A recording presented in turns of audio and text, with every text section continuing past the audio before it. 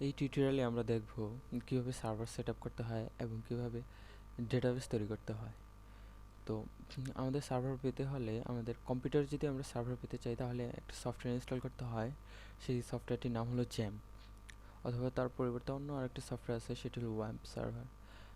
দেখা যাক সেই সফটওয়্যারটি আমরা পাবো কোথায়। তো আমরা প্রথমে ব্রাউজার ওপেন করি। ব্রাউজার ওপেন করে www.apachefriends.org এটাতে যদি যাই এবং যাওয়ার পরে স্ক্রল ডাউন করে একটু নিচে আসি, তাহলে দেখা যাবে যে জ্যাম ফর উইন্ডোজ। এটা হলো, আপনি যদি উইন্ডোজ অপারেটিং সিস্টেম ইউজ করেন তাহলে এটা ডাউনলোড করবেন। যদি লিনাক্স ইউজার হন তাহলে এটা ডাউনলোড করবেন, আর যদি ম্যাক ইউজার হন তাহলে এটা ডাউনলোড করবেন। আর আপনি যদি চান যে অন্য আরেকটা ইউজ করতে, যে তাহলে এটা ডাউনলোড করতে পারেন, যে www.wamserver.com।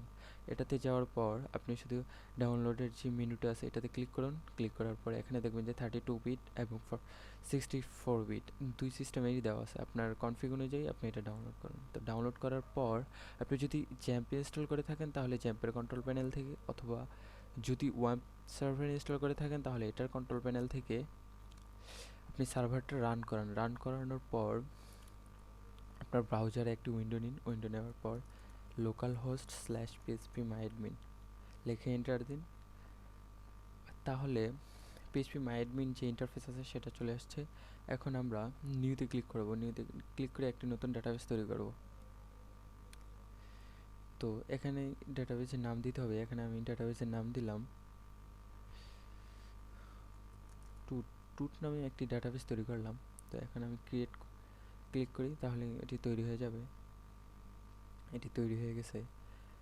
এখন পরবর্তী টিউটোরিয়ালে আমরা দেখব যে এটাতে কিছু টেবিল তৈরি করব এবং টেবিলের ভিতরেই কিছু ডামি ডাটা থাকবে যেগুলো আমাদের কাজ করার জন্য লাগবে। তো সে পর্যন্ত ভালো থাকবেন।